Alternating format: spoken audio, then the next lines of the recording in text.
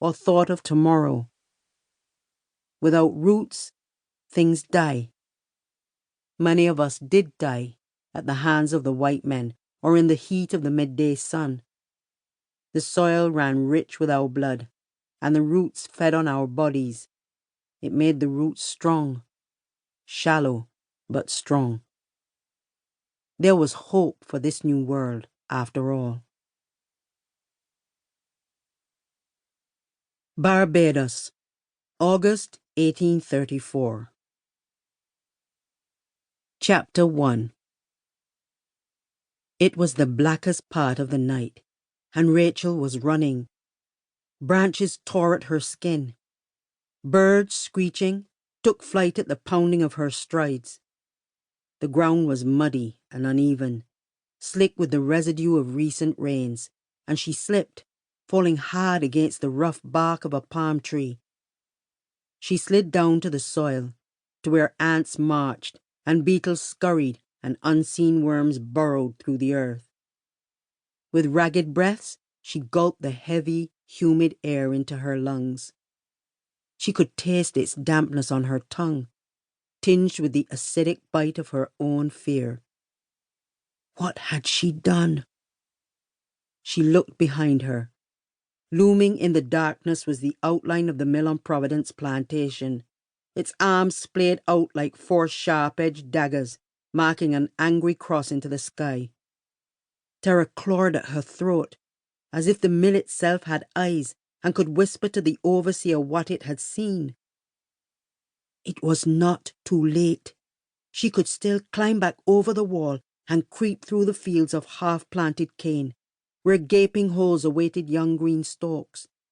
She could return to her hut, one wooden square among many, and lie back on the sleeping mat that was worn thin from 40 years of use. She could wait for dawn and another day of labor. Scrambling to her feet, she kept running.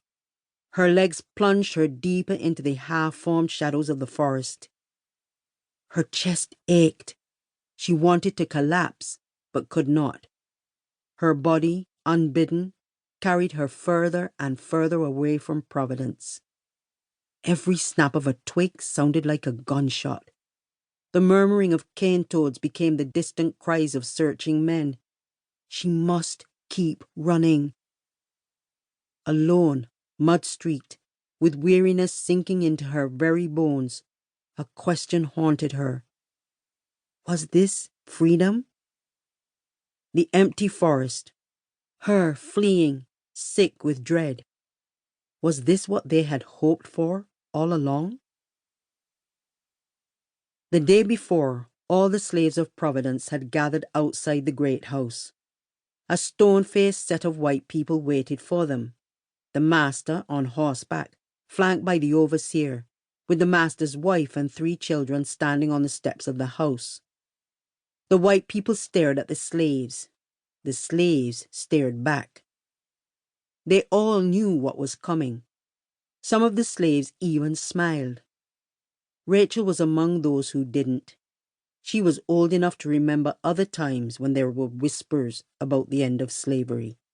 She would not believe it until she heard it for herself from the master's own mouth. The master's balding forehead glistened with sweat in the heat. As he brought his horse forward, Rachel caught a glimpse of his wife's face, her lips pressed into a line of seething contempt. It was this sight, more than anything, that weakened Rachel's resolve. She dared to hope. The master kept his remarks short.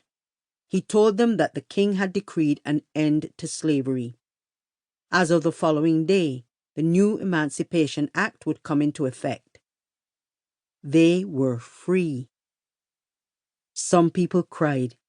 Others yelled and danced in delight. They were a mass of shouting, sweating bodies, a river bursting its banks.